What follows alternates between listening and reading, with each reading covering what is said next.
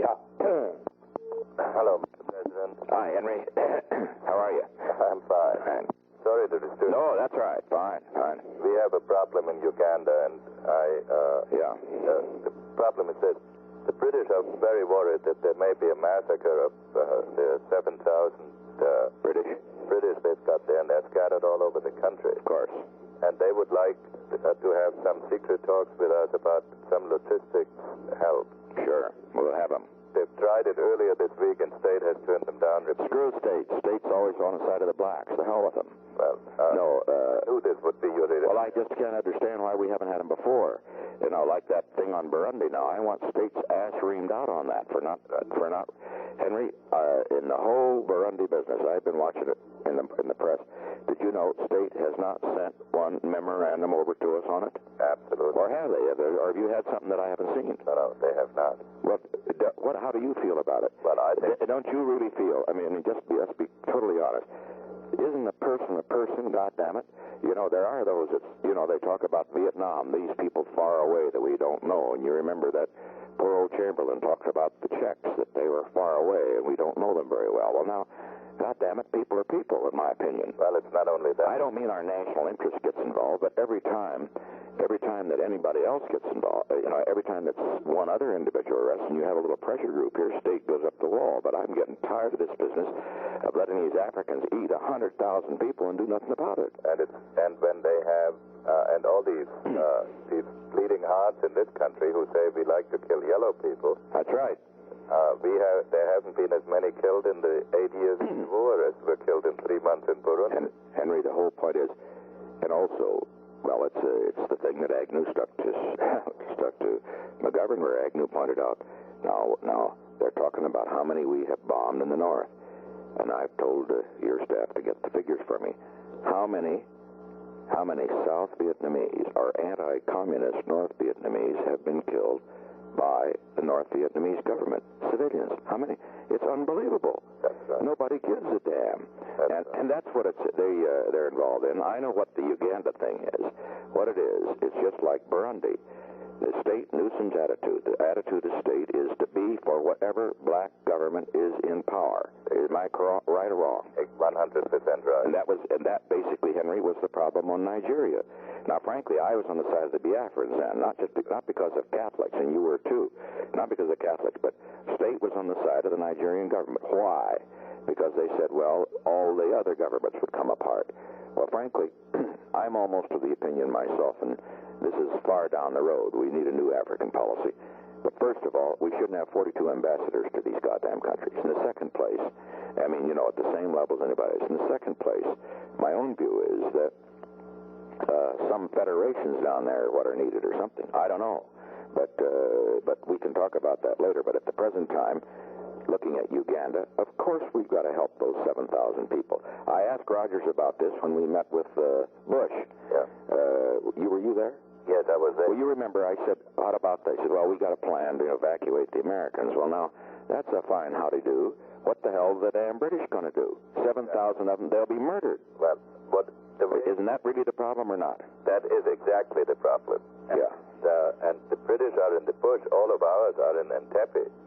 And actually, they haven't turned against ours so much yet, but they have turned against the British. No, I understand. Now, what I would recommend, Mr. President, in order to keep this thing from turning into a huge leak, is that we send a Defense Department man over, a civilian, not a military guy. Well, we got anybody we can trust? Well, that can even leak, if necessary, and say all he's empowered to discuss is the logistics. Yeah. If there has to be a joint evacuation. Now, no one can blame us for that. Then we can tell the British we can use that as a base if they have further requests to take them up here in Washington. Well, good. Let me go. Let me put it another way. Why don't we have Good Pasture from his place?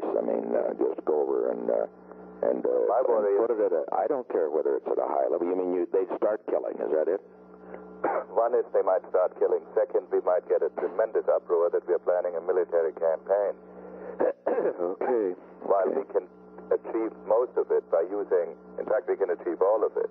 And we can alert Goodpasture to start looking to his assets. That we can do on an independent... Well, I think you should tell Goodpasture, look, NATO's sitting over there in its ass doing nothing anyway.